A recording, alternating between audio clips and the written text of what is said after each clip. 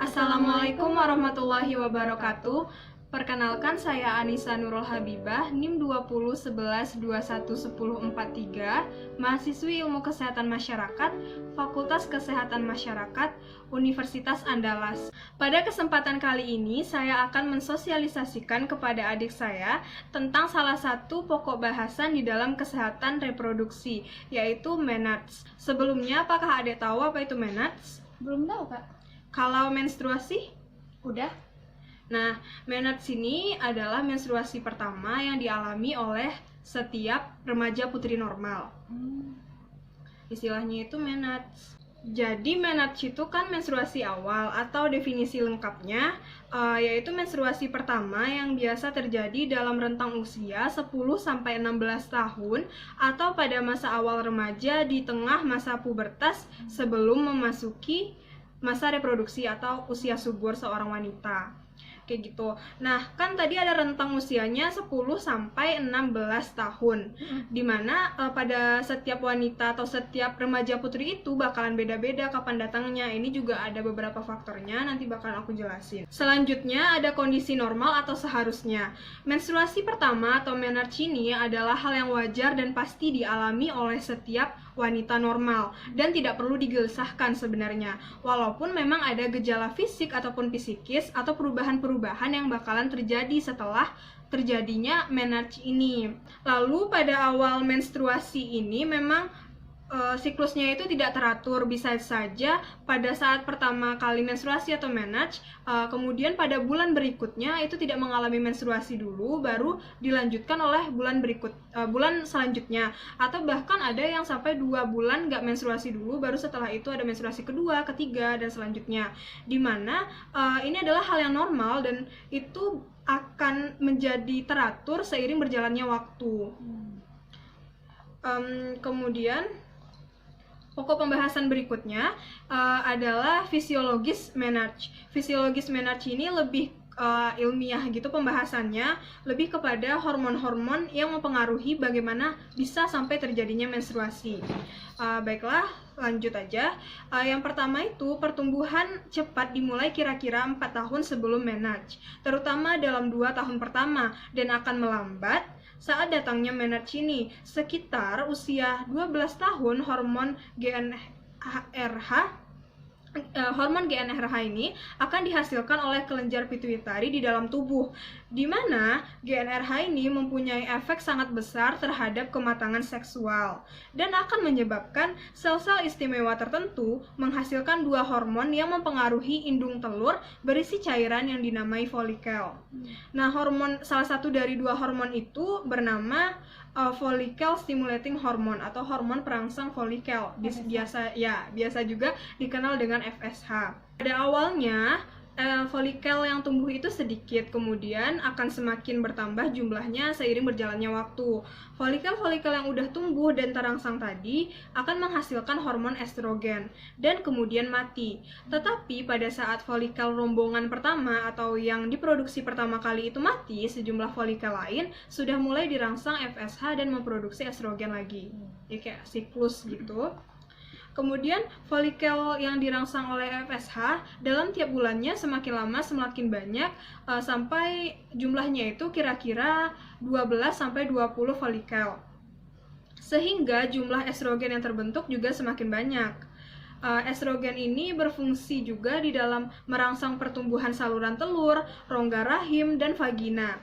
Di vagina, estrogen membentuk dinding semakin tebal dan cairan vagina bertambah banyak. Kadar estrogen yang beredar bersama darah semakin lama semakin banyak tadi akan menandai bahwa masa MENARS ini semakin dekat. Kenaikan estrogen merangsang lapisan dalam rongga rahim yang disebut endometrium sehingga menebal, atau dinding rahim itu menebal. Selain itu, kenaikan estrogen juga menyebabkan kelenjar bawah otak tertekan sehingga produksi FSH tadi berkurang. Dengan kadar hormon FSH yang semakin menurun, pertumbuhan folikel melambat. Akibatnya, produksi estrogen pun menurun. Pembuluh darah yang mengaliri lapisan di dalam rahim mengerut dan putus. Inilah yang disebut dengan menstruasi, yaitu meluruhnya dinding endometrium.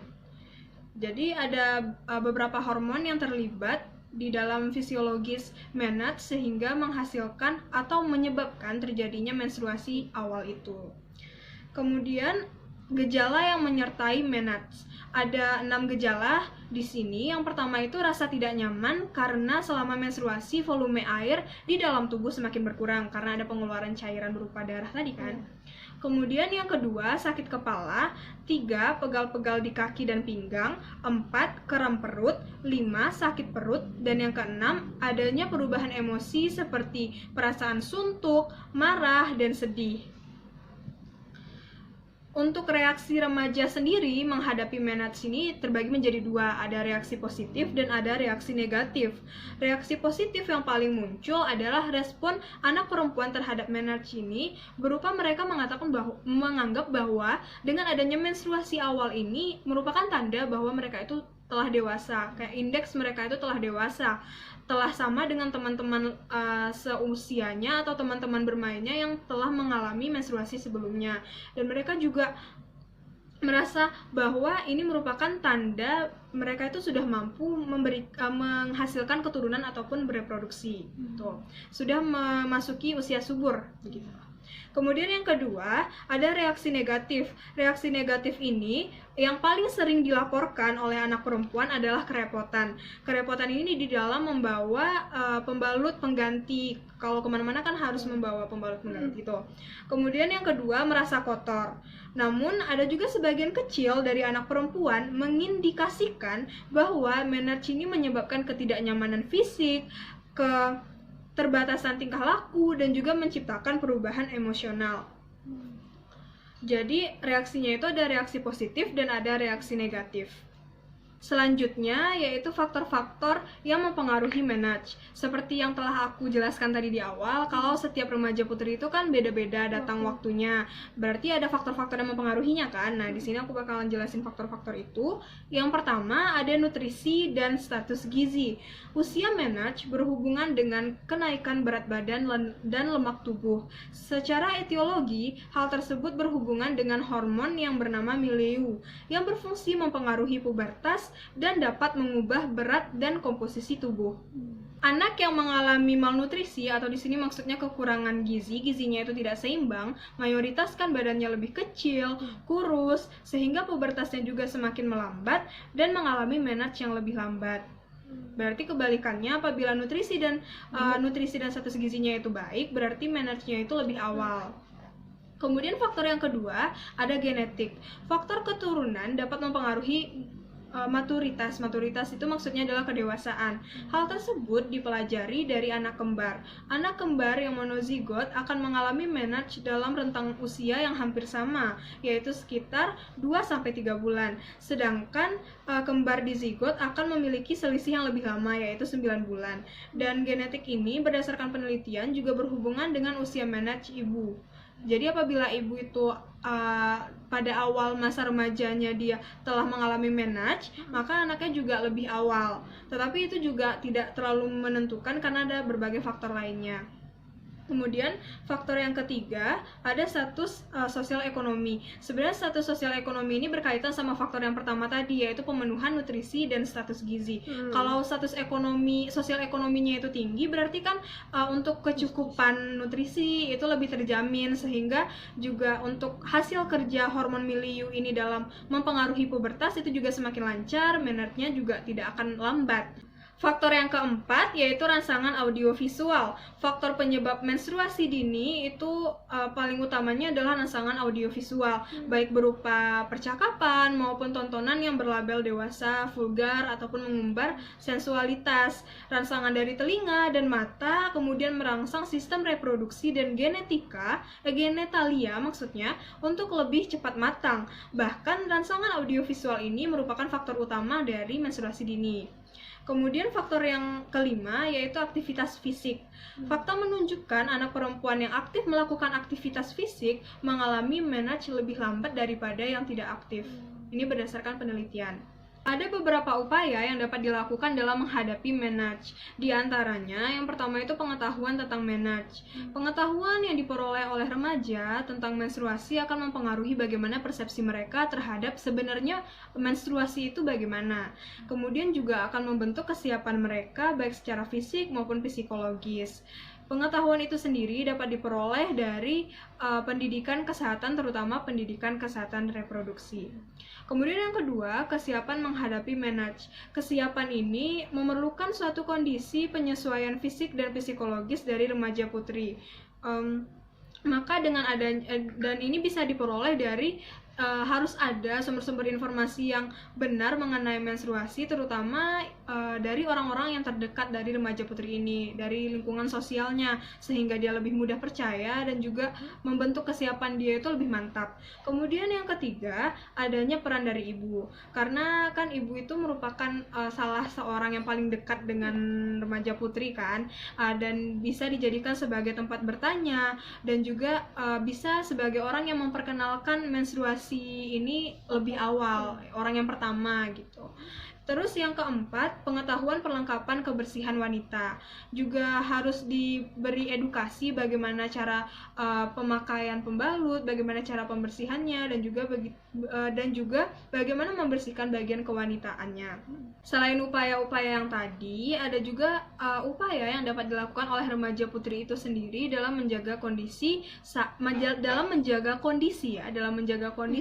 menarche, bukan menghadapinya tapi dalam menjaga kondisinya. Yang pertama itu menghindari makanan dan minuman yang dingin. Ini untuk meningkatkan sirkulasi darah di punggung bagian bawah dan perut bagian bawah. Maka disarankan untuk tidak mengonsumsi makanan dan minuman dingin. Ini kan kalau misalnya sirkulasi darahnya itu lancar, jadi efek atau gejala yang mengikuti menarche seperti kram perut, sakit perut, nyeri punggung itu juga dapat dikurangi. Kemudian untuk yang kedua, hindari lingkungan yang terlalu dingin. Yang ketiga, jangan melakukan olahraga berat. Biarkan tubuh beristirahat sebanyak mungkin untuk membantu beradaptasi dengan pengalaman baru yang mempengaruhi fisik dan emosi. Karena kan ini perubahan yang baru, pertama kali menstruasi, tentu harus ada adaptasi yang dilakukan. Kemudian yang keempat, memperbanyak konsumsi sayuran hijau, terutama yang mengandung zat besi, terus juga kacang-kacangan, telur, dan makanan lainnya yang mengandung kaya akan zat besi. Karena dengan adanya menstruasi ini kan darah banyak yang keluar, sehingga beresiko untuk mengalami anemia. Jadi harus diimbangi dengan makanan yang mengandung zat besi. Kemudian tidur teratur, hindari stres, lalu konsultasi dengan dokter jika merasakan nyeri perut, sakit di payudara, atau merasa tidak nyaman selama menarche. Sehingga perawatan yang perawatan yang diberikan itu adalah perawatan yang baik dan juga dapat memberikan dampak positif bagi kesehatan reproduksi, terutama di masa depan. Baiklah, sekian sosialisasi pada kesempatan kali ini. Semoga bermanfaat buat adik dan bermanfaat juga buat pembaca semua. Mohon maaf atas segala kekurangan. Assalamualaikum warahmatullahi wabarakatuh. Dadah.